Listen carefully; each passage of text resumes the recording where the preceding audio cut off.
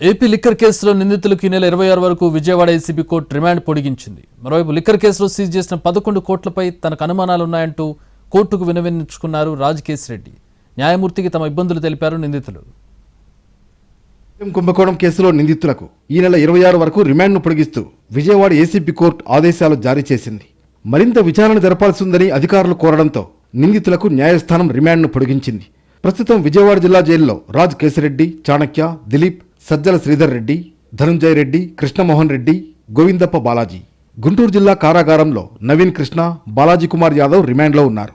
రాజమహేంద్రవరం కేంద్ర కారాగారంలో మిథున్ రెడ్డి జ్యుడిషియల్ రిమాండ్లో ఉన్నారు. హైదరాబాద్లో లిక్కర్ కేసులో భాగంగా సిట్ సీజ్ చేసిన 11 కోట్ల రూపాయలపై తనకు అనుమానాలు ఉన్నాయని రాజకేశిరెడ్డి కోర్టులో వాదించారు. అధికారులు 11 కోట్ల రూపాయల విషయంలో ఆధారాలు ధ్వంసం చేస్తున్నారని ఆరోపించారు. కాల్ డేటా రికార్డ్స్ను స్వచ్ఛంద సంస్థతో విచారణ జరిపితే అసలు విషయాలు బయటకొస్తాయని కోర్టుకు విన్నవించుకున్నారు. సిబిఐ, సిట్ కలిసి ఆధారాలను ధ్వంసం చేస్తున్నాయని ఆయన విమర్శించారు. అయితే గతంలో కూడా సిట్ అధికారులపై రాజకేశిరెడ్డి తీవ్ర ఆరోపణలు చేశారు. తనకు బెయిల్ రాకుండా అడ్డుకునేందుకు సిట్ ప్రయత్నిస్తోందని ఆయన ఆరోపించారు. ఎక్కడెక్కడో పట్టుకున్న డబ్బును తనకు లింక్ చేసి కట్టుకథలు అల్లుతోందన్నారు.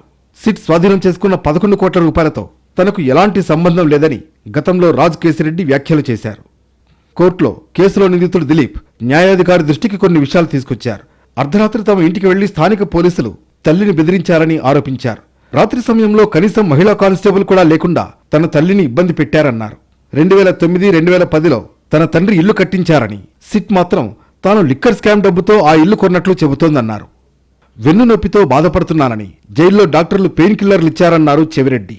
వాటిని వాడినా నొప్పి తగ్గడం లేదని, ఇప్పటికే చికిత్స అవసరమని డాక్టర్లు చెప్పారన్నారు. తనకు 15 రోజులు చికిత్స చేయించుకోవడం కోసం అనుమతి ఇవ్వాలని జడ్జిని కోరారు చెవిరెడ్డి.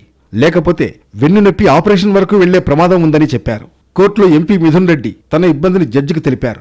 జైల్లో సదుపాయాల గురించి కోర్టు దృష్టికి తెచ్చారు మిథున్ రెడ్డి. రోజుకి ఒక పూట మాత్రమే భోజనం వస్తున్నట్లు తెలిపిన మిథున్ రెడ్డి రోజుకు 2 సార్లు ఇంటి నుంచి భోజనం పంపాలని కోరారు. దీనిపై పిటిషన్ వేసుకోవాలని మిథున్ రెడ్డికి న్యాయాధికారి సూచించారు.